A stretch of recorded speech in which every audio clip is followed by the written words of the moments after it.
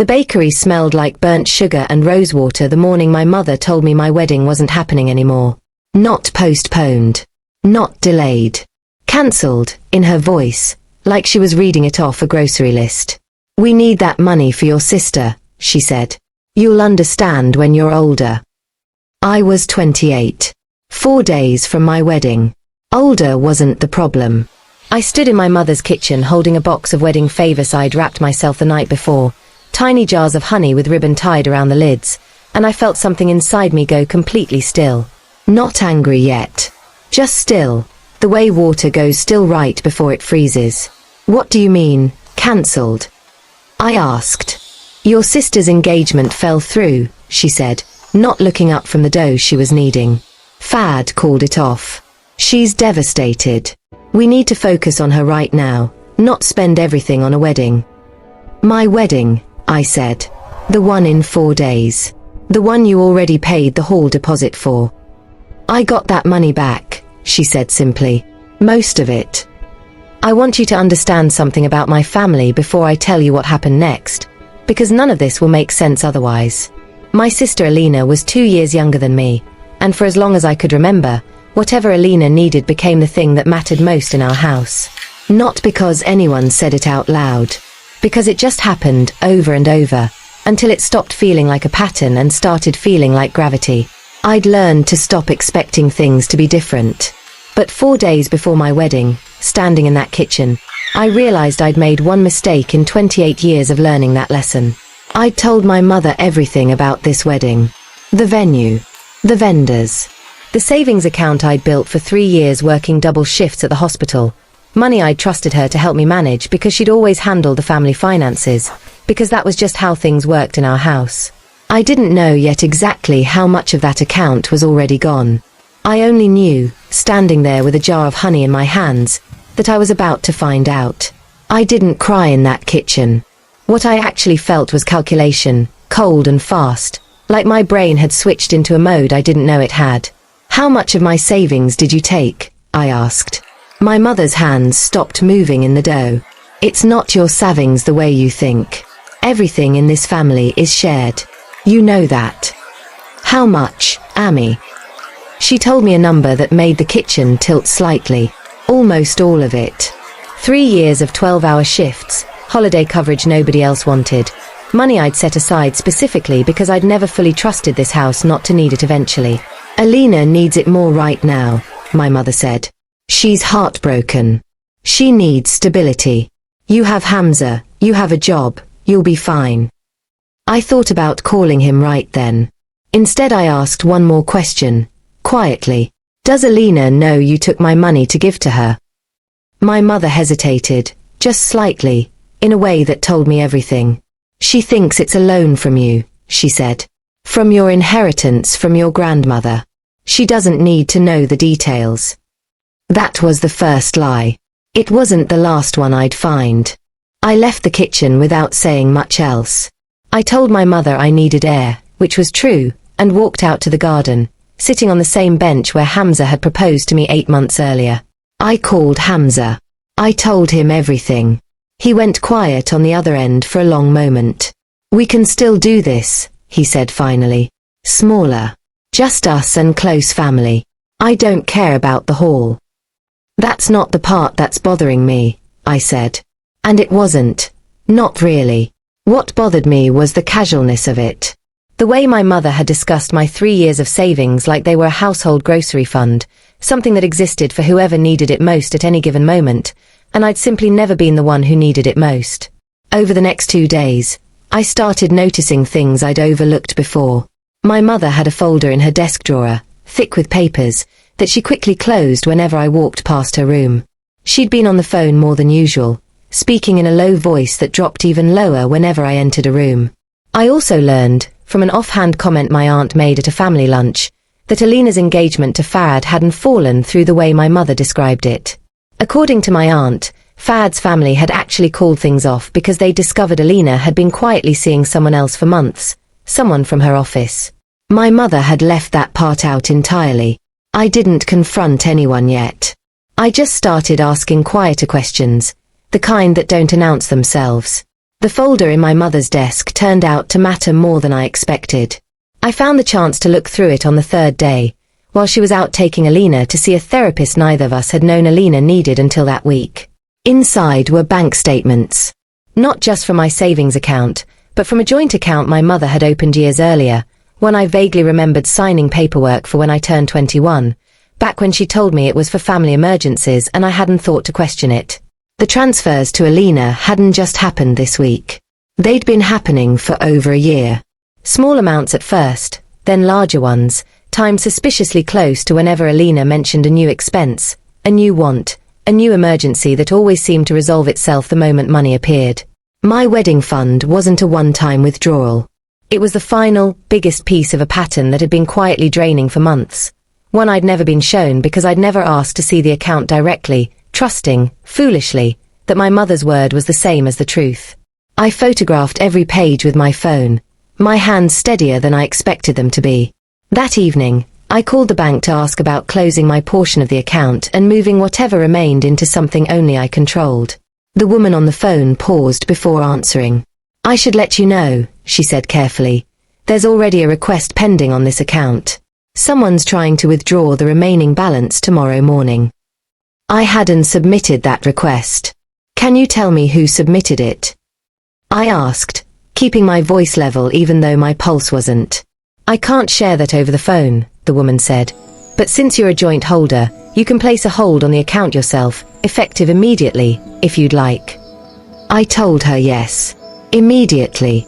That night I didn't sleep much. I sat with my phone, scrolling through the photographed bank statements, building a timeline in my head. Every transfer lined up with something Alina had mentioned wanting over the past year. A new laptop, a designer outfit for a cousin's Mendy, a loan for Fad's business idea that apparently never materialized into an actual business. I thought about confronting my mother that same night. I didn't. Instead, I did something that surprised even me. I called my grandmother, my mother's own mother, the woman whose name had apparently been invoked as the excuse for where my money had really come from. My grandmother listened quietly as I explained everything. When I finished, she was silent for a moment. "Your mother told me she'd already spoken to you about this," she said. "That you agreed to help your sister." "I never agreed to anything," I said. "I was never even asked." There was a long pause on the line. "Come see me tomorrow morning," my grandmother said.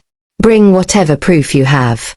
There's something you should know about that account, something your mother may not want you to hear from her." I didn't sleep at all after that call. My grandmother's apartment still smelled the way it always had, cardamom and old wood polish, and for a moment, sitting across from her the next morning, I felt like a child again, safe in a way I hadn't felt in days. She looked through the photographs on my phone slowly, her lips pressed thin. "That account," she said finally, "was never meant to be a family fund. Your father set it up before he passed, specifically for you, because he worried your mother would always put Alina first if given the choice. He made me a co-signer precisely so someone would notice if it was ever misused." I hadn't known that.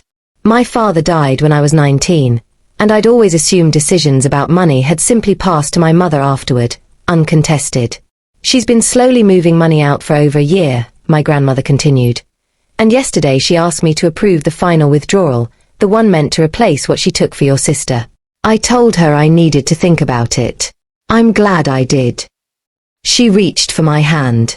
"You have every right to stop this, and every right to be angry. But I want you to decide what happens next with a clear head, not out of spite." I called my mother that afternoon and asked her to come to my grandmother's apartment, alone, without Alina. I didn't tell her why. I simply said there was something about my father's account she needed to explain, in front of the one person who'd been protecting it silently for years without either of us knowing. She arrived an hour later, and the moment she saw my grandmother's face, I watched her already understand exactly what this conversation was going to be. My mother sat down slowly, the way people do when they already sense the ground shifting under them.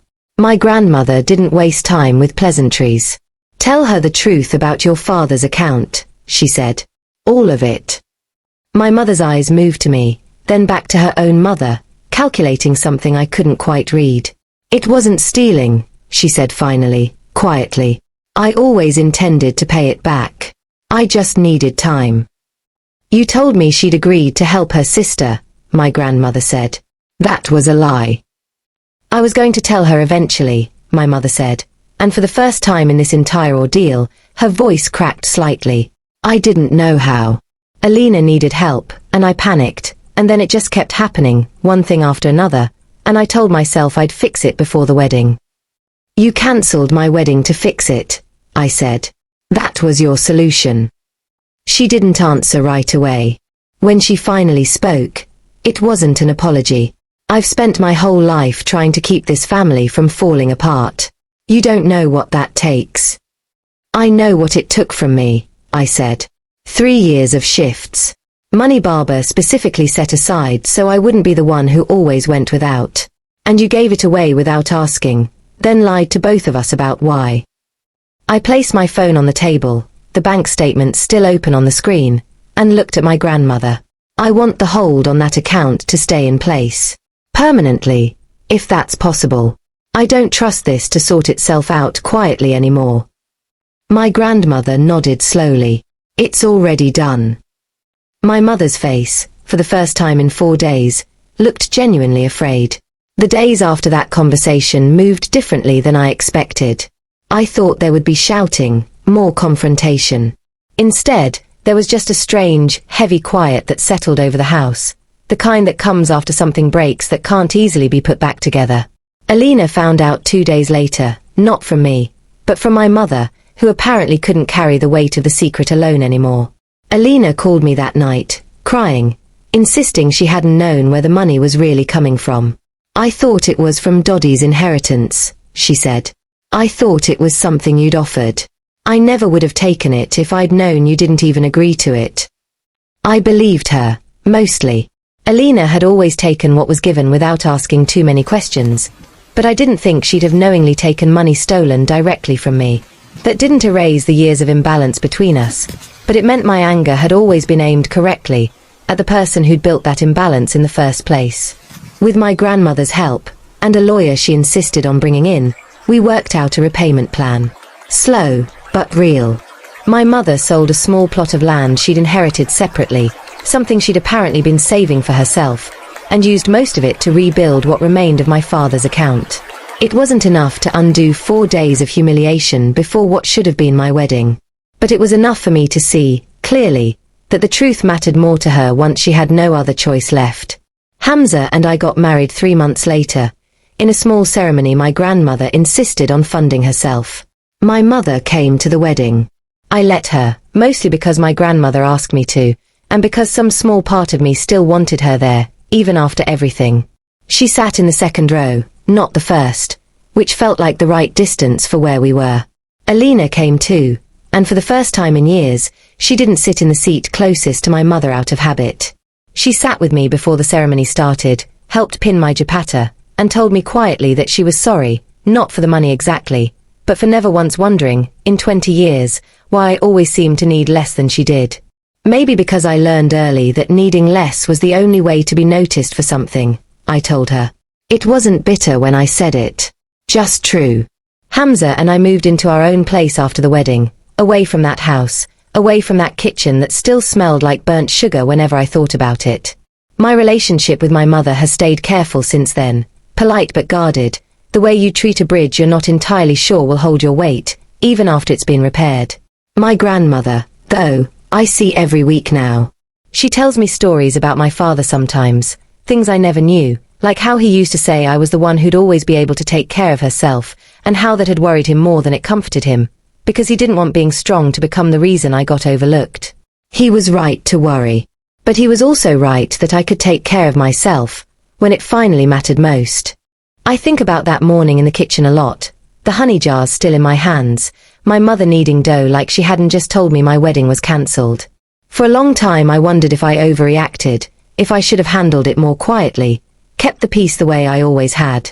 But peace built on being the one who always gives something up isn't really peace. It's just a system that only works as long as you stay quiet inside it. The moment I stopped, everything that had been hidden under that quiet came into the light, all at once, whether anyone was ready for it or not. I don't regret placing that hold on the account. I don't regret bringing my grandmother into it instead of handling it alone. And I don't regret marrying Hamza on my own terms, 3 months later than planned, in a wedding that was smaller but entirely, finally, mine. What I do think about sometimes is Alina, and whether she'll ever fully understand what it cost to be the sister who was always fine, always capable, always the one who could go without. I hope she does. I hope it changes something for whatever family she builds next, if she ever builds one at all. My mother and I are still finding our way back to something workable. I don't know if it will ever be what it was before, and honestly, I'm not sure I want it to be. Some things, once you see them clearly, can't go back to looking the way they used to. So I'll ask you the same thing I've asked myself since that morning in the kitchen.